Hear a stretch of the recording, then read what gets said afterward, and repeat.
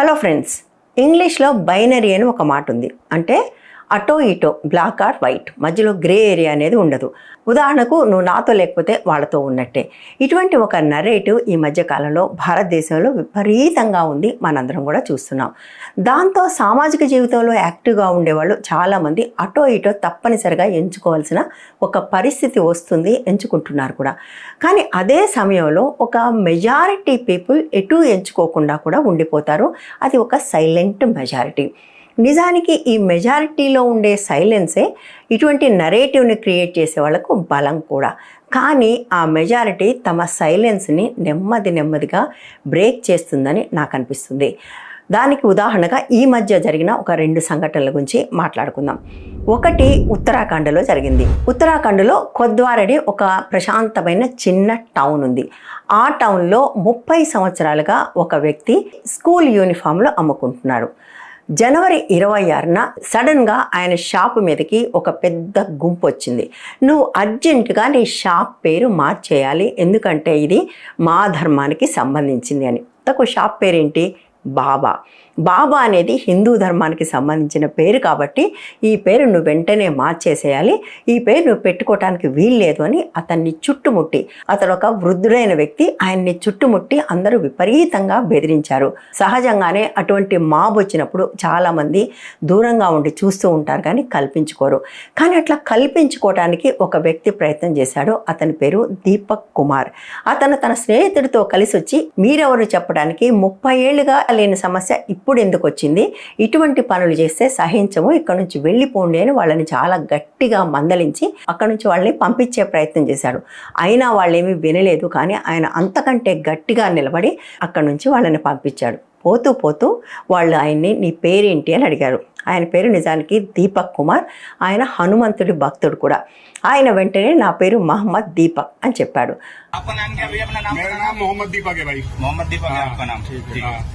ఇందులో కల్పించుకోకుండా నిలబడి చూసే వాళ్ళు ఉంటారు కదా, వాళ్ళు యథావిధిగా దాన్ని వీడియో కూడా తీశారు. ఆ వీడియో విపరీతంగా వైరల్ అయింది. ఎంత వైరల్ అయిందంటే దీపక్ కుమార్ని ఒక సూపర్ మ్యాన్ లాగా చిత్రీకరిస్తూ అనేక సోషల్ మీడియా పోస్టులు వచ్చాయి. మహమ్మద్ దీపక్ అనే మాట విపరీతంగా ట్రెండ్ అయింది. ఇదంతా చూసేప్పటికల్లా ఏ గుంపు అయితే వచ్చిందో ఆ గుంపుకి చాలా కోపం వచ్చింది. ఆ గుంపు ఎవరు? స్థానికంగా ఉన్న బజరంగ్ దళ్ వాళ్ళు మన పప్పులు ఇలా ఉడకట్లేదు అని అప్పుడు అర్జెంటుగా డెహ్రాడూన్ నుంచి, అంటే ఉత్తరాఖండ్కు చెందిన రాజధాని నుంచి మరొక 200 మంది బజరంగ్ దళ్ వాళ్ళని దింపుకొని అందరూ కలిసి దీపక్ కుమార్ నడిపే జిమ్ మీదకి, ఆయన ఇంటి మీదకి వెళ్ళాడు. అందరితో బలవంతంగా సబ్స్క్రిప్షన్స్ క్యాన్సిల్ చేయించారు. 150 మంది ఉన్న సభ్యులు కాస్త 15 మందికి పడిపోయారు. అంతటితో ఊరుకోకుండా ఆయన ఇంటి మీదకి కూడా దాడికి వెళ్ళారు. ఆయన్ని, పెద్ద వయసులో ఉన్న ఆయన తల్లిని, స్కూల్కి వెళ్ళే పాపని కూడా వదలకుండా అందరి మీద విపరీతమైన బూతుల దాడికి దిగారు. అక్కడ పోలీసులు నిలబడి చూస్తూ ఉన్నారు కానీ వాళ్ళు ఏమీ కల్పించుకోలేదు. ఎందుకో తెలుసు కదా, ఉత్తరాఖండ్ భారతీయ జనతా పార్టీ ఏలుబడిలో ఉంది. ఈ మొత్తం వ్యవహారం వల్ల ఆయన కనీసం జిమ్ ఓపెన్ చేయలేకపోయాడు, ఇంటి నుంచి బయటకు రాలేకపోయాడు, పాప కూడా స్కూల్కి వెళ్ళలేని ఒక పరిస్థితి ఏర్పడింది. ఇంత జరిగినప్పుడు చూస్తూ ఉన్న పోలీసులు తర్వాత కేసు పెట్టారు. ఎవరి మీద పెట్టారో తెలుసా? దీపక్ కుమార్ మీద. ఏమని కేసు పెట్టారు? బజరంగ్ దళ్ వాళ్ళు డోర్ టు డోర్ క్యాంపెయిన్ చేస్తూ ఉంటే ఈ వ్యక్తి వచ్చి వాళ్ళ మీద దాడి చేసి వాళ్ళ వాచీలు, వాళ్ళ ఫోన్లు, వాళ్ళ డబ్బులు లాక్కున్నాడు అని కేసు పెట్టారు. నిజానికి వీడియోలో చాలా క్లియర్గా ఉంది. ఈ గుంపు వచ్చి షాప్ మీద దాడి చేయటము, ఆయన వచ్చి నిలబడటము, వాళ్ళని పంపించడం, ఇదంతా చాలా క్లియర్గా ఉంటుంది. బట్ పోలీసులు అవేమీ పట్టించుకోలేదు. ఆయన మీద కేసు పెట్టారు. దాంతో అది నేషనల్ మీడియాలో రిపోర్ట్ అయి పెద్ద గొడవ అయిన తర్వాత పోలీసులు చూస్తుండగానే అతని ఇంటి మీద దాడి చేయటము, బూతులతో తిట్టడము, ఇవన్నీ జరిగితే కూడా ఎందుకు కేసు పెట్టలేదు అని ప్రశ్నిస్తే అప్పుడు పోలీసులు మరొక ఎఫ్ఐఆర్ దాఖలు చేశారు ఈ మాబ్ మీద. అందులో ఒక్కరి పేరు కూడా ప్రస్తావించలేదు. విషయం ఏంటంటే ఈ షాప్ మీద దాడికి నాయకత్వం వహించిన వాడు, ఇంటి మీద, జిమ్ మీద కూడా దాడికి నాయకత్వం వహించిన వాడు బజరంగ్ దళ్ డిస్ట్రిక్ట్ కోఆర్డినేటర్ అమన్ స్వేదియా. ఆయన ఎక్కడా తనను దాచుకునే ప్రయత్నం చేయలేదు. చాలా హెఫ్టీ పర్సనాలిటీ. ప్రతి దాడిని ముందుండి నడిపించాడు. చాలా ఓపెన్గా థ్రెట్స్ కూడా చేశాడు. అవన్నీ కూడా వీడియోలో ఉన్నాయి. కానీ ఎఫ్ఐఆర్లో ఆయన పేరు కానీ ఇంకెవరి పేరు కానీ రాయలేదు. ఇంకా ఆశ్చర్యకరమైన విషయం ఏంటంటే అసలు బాబా అనేది హిందూ ధర్మానికి సంబంధించిన మాట అనుకోవటం. నిజంగానే ఇటువంటి మందలకు చదువు సంజ ఉండదు అని అంటే చాలామంది కోపం వస్తుంది, కానీ ఏమాత్రం చదువుకున్న వాళ్ళకైనా అది నిజం కాదు అన్న విషయం తెలుస్తుంది. బాబా అనేది ఒరిజినల్గా పర్షియన్ మాట. అది తుర్కియా లాంటి దేశాల్లో కూడా విపరీతంగా ఉంటుంది. మనకు తెలుసు భారతదేశంలో కూడా చాలా మంది ముస్లిం ఇళ్లలో తండ్రుల్ని బాబా అని పిలుస్తారు. ఇక్కడ సూఫీ మత గురువులను కూడా వాళ్ళు బాబా అనే పిలిచేవాళ్ళు. సో మొట్టమొదటి బాబాలందరూ కూడా ముస్లిం మతం నుంచే వచ్చారు. వాళ్ళని చూసి ఇన్స్పైర్ అయిన వాళ్ళే హిందూ మతంలో కూడా బాబా అని పెట్టుకోవడం మొదలుపెట్టారు. డేరా బాబాతో మొదలుపెట్టి ఉత్తరప్రదేశ్లో చూస్తే వీధికి 4 బాబాలు ఉంటారు. మనకి ఇక్కడ బాగా ఫేమస్ సత్య సాయి బాబా. 2 బాబాలు ఉన్నారు, హిందూ బాబా ఉన్నాడు, ముస్లిం బాబా ఉన్నాడు. సో బాబా అనేది ఒక జనరిక్ నేమ్, గురువు, తండ్రి, పెద్దవాళ్ళు దీనికి సంబంధించింది. దీని కుదురు మాత్రం పూర్తిగా పర్షియన్దే. ఆ పర్షియన్ కుదురు నుంచి వచ్చింది కాబట్టి హిందీలో కూడా ఈ మాట అడాప్ట్ అయింది. తండ్రిని బాబా అనటం ముస్లిం కుటుంబాల్లో మాత్రమే కాకుండా నాకు తెలిసి చాలా హిందూ కుటుంబాల్లో కూడా ఈ అలవాటు ఉంది. ఇంత చేసినా కూడా దీపక్ కుమార్కి సపోర్ట్ తగ్గలేదు. వాళ్ళు ఎంత ఎక్కువ చేస్తూ ఉంటే దీపక్ కుమార్కి దేశవ్యాప్తంగా అంత ఎక్కువ సపోర్ట్ పెరుగుతుంది. దాంతో వాళ్ళు ఎంతకు తెగించారు అంటే దీపక్ కుమార్ తల తీసుకొచ్చిన వాళ్ళకు 5 లక్షల బహుమానం కూడా ప్రకటించారు. దీపక్ మొహమ్మద్ దీపక్ కో కి గర్దన్ తాల్నే కామ్ కరేగా, హిందూ రక్షణ నుంచి 5,51,000 రూపాయలు దేగా. చూడండి, మత విద్వేషం అనే ఒక చిచ్చు పెట్టి పబ్బం గడుపుకోదలుచుకున్న వాళ్ళు ఎంత దూరానికి పోతారు, ఎంత నీచానికి దిగుతారు అనటానికి ఇది ఒక బెస్ట్ ఎగ్జాంపుల్. జనరల్గా ఈ పనులు చేసే వాళ్ళందరూ కూడా 2 రకాల ప్రయోజనాల కోసం చేస్తారు. ఒకటి రాజకీయాల్లో ముందుకు వెళ్ళడానికి. ఇక్కడ పూర్తిగా అదే ఆ స్థానిక నాయకుడు రాజకీయంగా ఎదగటానికి అతను ఎన్నుకున్న సులువైన మార్గం ఒక కమ్యూనిటీ మీద దాడులు చేయటం. దానికి ఆయన ఎన్నుకునేది కూడా బలహీనుల్ని, చిన్నవాళ్ళని. మరొకటి దీంతో సోషల్ మీడియాలో ఫేమ్ సంపాదించడం. ప్రస్తుతం భారతదేశంలో తొందరగా రాజకీయాల్లో ఎదగాలన్నా, తొందరగా సోషల్ మీడియాలో పాపులర్ కావాలన్నా కూడా షార్ట్ కట్ ఏంటంటే ఒక కమ్యూనిటీని ఎంచుకొని అందులో చిన్నవాళ్ళని ఎంచుకొని వాళ్ళ మీద దాడి చేయటం. సరిగ్గా అటువంటి సంఘటనే సమ్మక్క సారక్క జాతరలో కూడా జరిగింది. అక్కడ జరిగిన విషయం చాలామందికి తెలిసిందే. అక్కడ కూడా ఒక గుంపు కెమెరాని పట్టుకుని అక్కడ చిరుతిండ్లు అమ్ముకుంటున్న వ్యాపారులందరినీ చూస్తూ ఒక వ్యాపారి దగ్గర ఆగింది.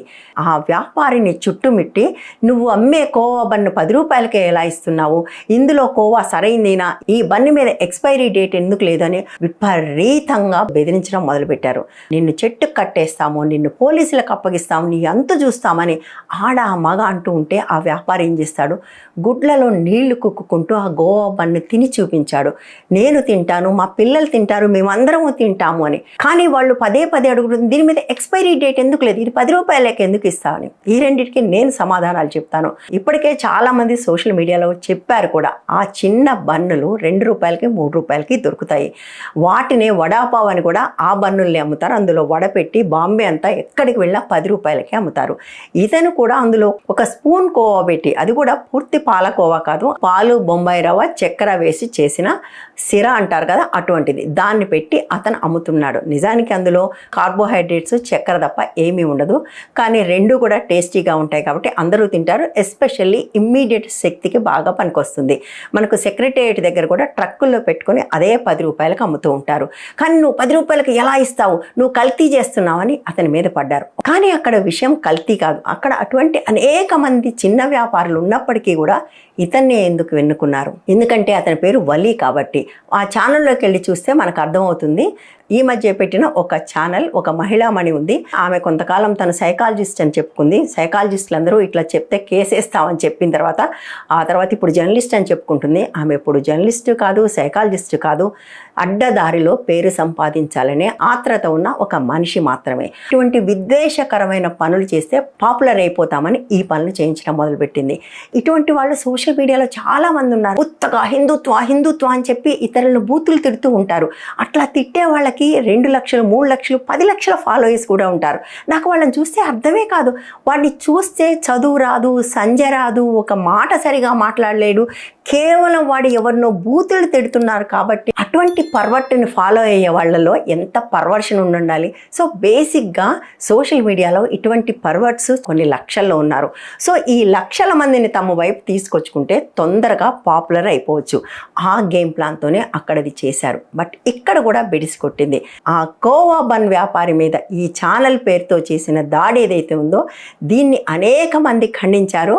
ఆసక్తికరంగా అనేక మంది హిందువులు ఖండించారు. అందుకే అంటున్నాను నేను, ఈ సైలెంట్ మెజారిటీ ఫైనల్గా ఇనఫ్ ఈజ్ ఇనఫ్, ఇక చాలు, మనం నోరు తెరవాల్సిన సమయం వచ్చింది అని అనుకుంటున్నారో నాకు అనిపిస్తుంది. ఒకవైపు దేశంలో నిరుద్యోగము, ధరల పెరుగుదల, అనేక సమస్యలు ఉన్నాయి.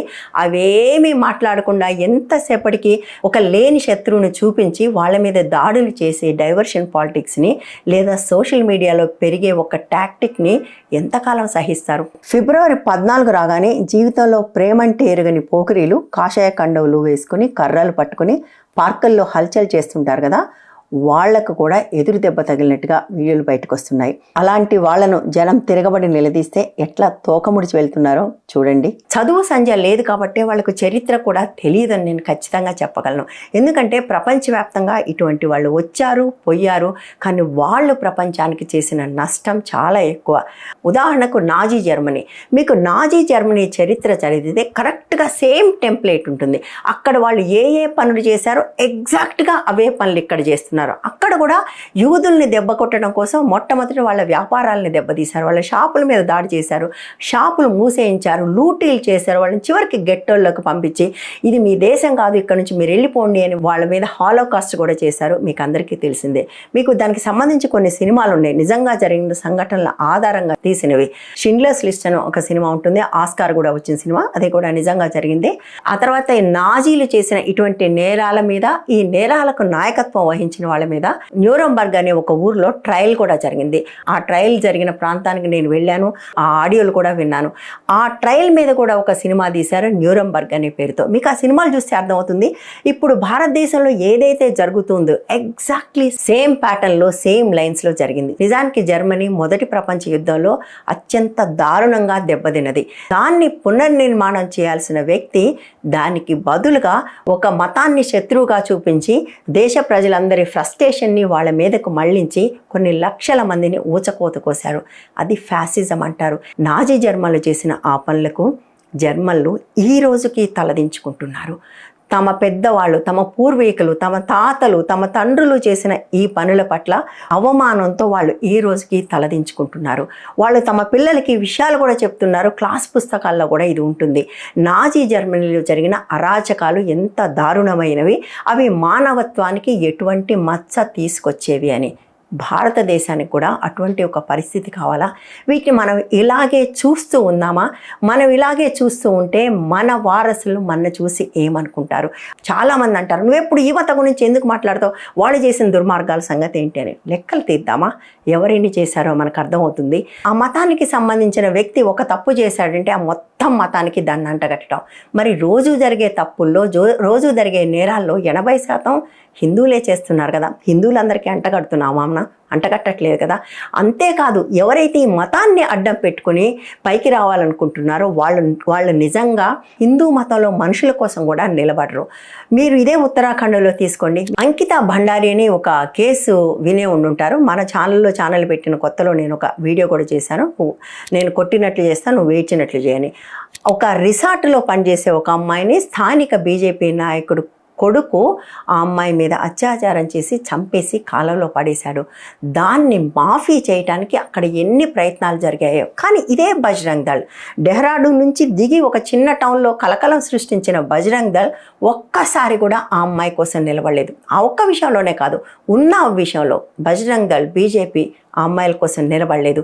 ప్రజ్వల్ రేవణ్ణ అతను అన్ని పనులు చేస్తే తమ మిత్రపక్షం కాబట్టి ఇదే పార్టీ ఆ అమ్మాయిల కోసం నిలబడలేదు. అదే తమ పార్టీ వాళ్ళు చేసే అన్యాయాలకు బలైపోతున్నది అవతల హిందువులే అయినప్పటికీ కూడా వీళ్ళెప్పుడూ నోరు మెదపరు. అంటే వీళ్లకు న్యాయం మీద గౌరవం లేదు, మతం మీద గౌరవం లేదు, వాళ్ళకు కేవలం దీన్ని అడ్డం పెట్టుకొని ఎదగటం మాత్రమే. వీళ్ళే నిజానికి హిందూ మతానికి చాలా పెద్ద మచ్చ. హిందువులు నిజంగానే ప్రమాదంలో ఉన్నారు. ఈ ప్రమాదం ఈ మతం పేరు చెప్పుకొని రాజకీయాలు చేస్తున్న వాళ్ళు ఎవరైతే ఉన్నారో వాళ్ళ వల్ల ఉంది. వాళ్ళ వల్ల సమాజంలో విపరీతమైన అశాంతి పెరుగుతూ ఉంది. ఒక ఇంటికి అగ్గి పెడితే అది ఊరంతటిని కాల్చేస్తుంది. వీళ్ళు పెడుతున్న అగ్గికి మనందరం కూడా మూల్యం చెల్లిస్తున్నాము లేదా చెల్లిస్తాము. మన ముందు జనరేషన్స్ చాలా ఎక్కువ మూల్యం చెల్లించాల్సి ఉంటుంది. హిందూ మతంలో పరమత సహనం ఉంది. దాన్ని ఎవరి కోసం మనం వదులుకోవాల్సిన అవసరం లేదు.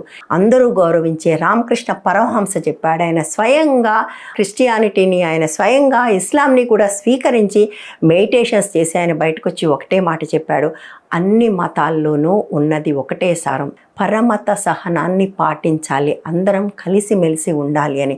అది ఈ దేశపు అసలు సిసలు ఫ్యాబ్రిక్. దాన్ని చించటానికి, నాశనం చేయటానికి ఇదిగో ఇటువంటి వాళ్ళు బయలుదేరుతున్నారు. వాళ్ళు రాజకీయం పేరుతోనో ఛానల్ పేరుతోనో గుంపులుగా వస్తారు. బట్ ఈ గుంపులను ఎదుర్కొనే శక్తి ఈ దేశంలో ఉన్న సైలెంట్ మెజారిటీకి ఉంది. ఈ మెజారిటీ నోరు విప్పితే వీళ్ళ ఆటలు సాగవు. ఇప్పటికీ ఈ 2 సంఘటనలు చూస్తే ఈ మెజారిటీ నెమ్మదిగా తన మౌనాన్ని వీడాలనే ప్రయత్నం చేస్తున్నట్టుగా అనిపిస్తుంది. వీళ్ళందరూ తమ మౌనాన్ని వీడినప్పుడు బహుశా నాజీ జర్మనీ